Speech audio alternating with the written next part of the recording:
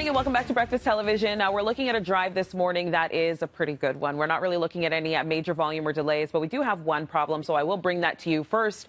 We are taking a look at the drive out of Brampton this morning on the southbound 410. You can see moving through Courtney Park here that things are moving well heading down towards the 401. So not all in all, it's not a bad drive out. Southbound 427 moving very well out of Woodbridge all the way down to the Gardner. However, we are looking at this problem here, the southbound 400 ramp to Black Creek.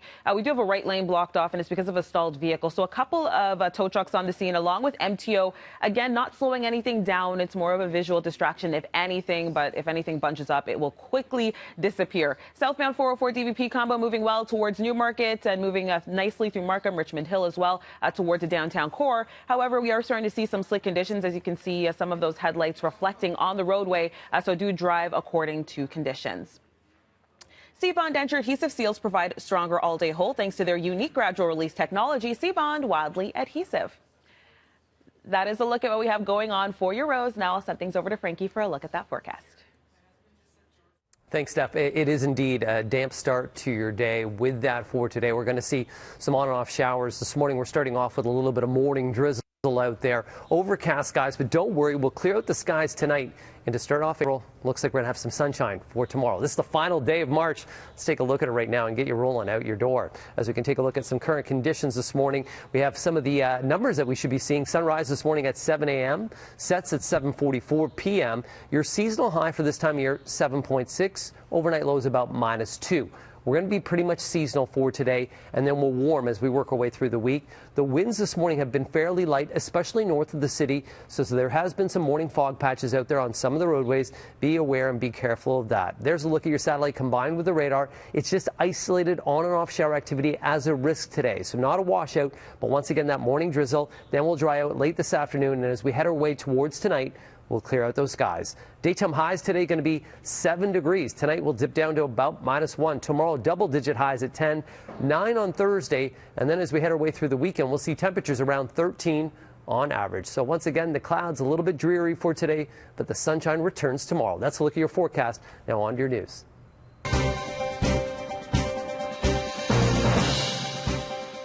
Okay, well, this will be an understatement. These are trying times like we've never seen before in most of our lifetimes, and it has now put an unusual strain between ourselves and our friends to the south. Our prime minister has made it no secret he is upset with the decision by President Trump, to move troops to the U.S.-Canada border. It has also sparked the rare move by Canada to turn back asylum seekers who'd normally be allowed in. Now, someone who knows the ins and the outs of this delicate balance between U.S. and Canada relations is Bruce Heyman, former U.S. ambassador to Canada under the Obama administration. He joins us again by phone this morning. Good morning to you, Bruce. Good morning, Toronto. Sorry I can't be with you in person. Yeah, we will do that hopefully sometime in the future. But thank you for joining us today. We are watching very closely what's happening in the U.S. and it's a strange and fine balance between our relationship right now. Of course, our borders closed. What do you make of this relationship right now and whether or not it's in a good place? So frankly, I think the Prime Minister had very specific goals that he needed to achieve.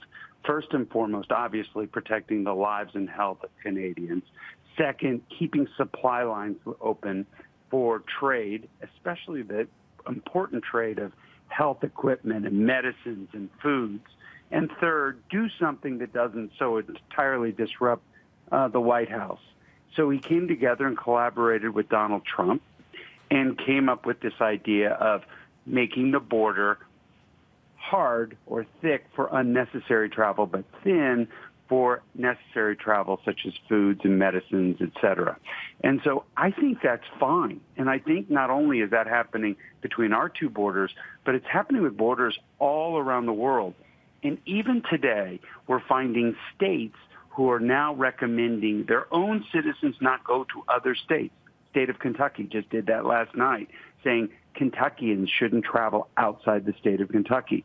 So what we're trying to do is reduce the spread of this virus, all unnecessary travel, regardless whether it's cross-border, whether it's in your neighborhood. We've got to stop that right now and reduce this spread.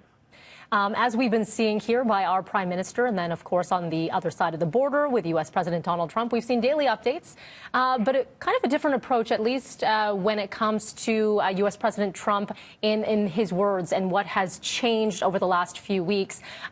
Is enough, in your opinion, being done in the U.S.? No, not enough at all. And that's part of the problem that we're facing here with this enormous spread of the virus.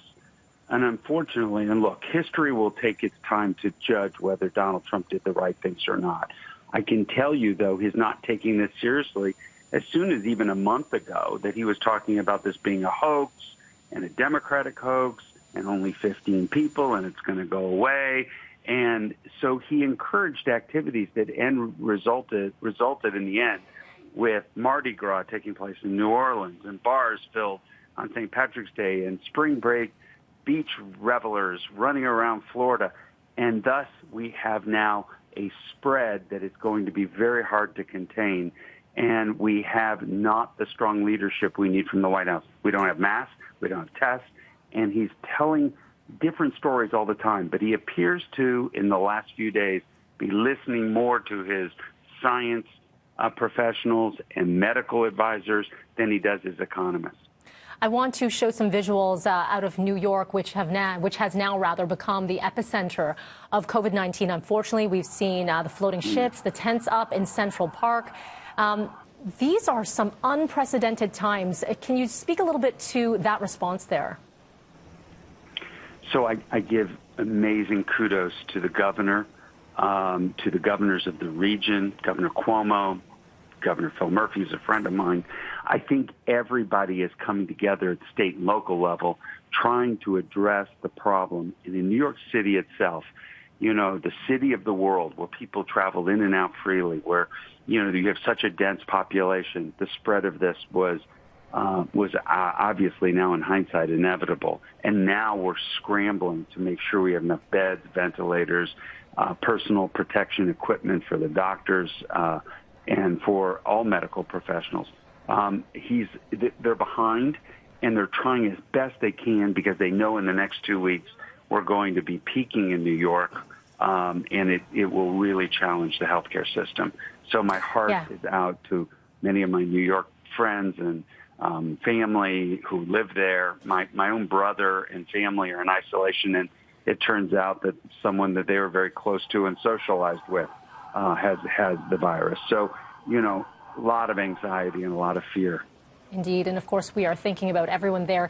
Bruce Heyman, thank you so much for your time today. Everybody be healthy. Listen to the medical and government professionals. We're going to get through this and look forward to seeing you soon. You got it, Bruce. Thank you.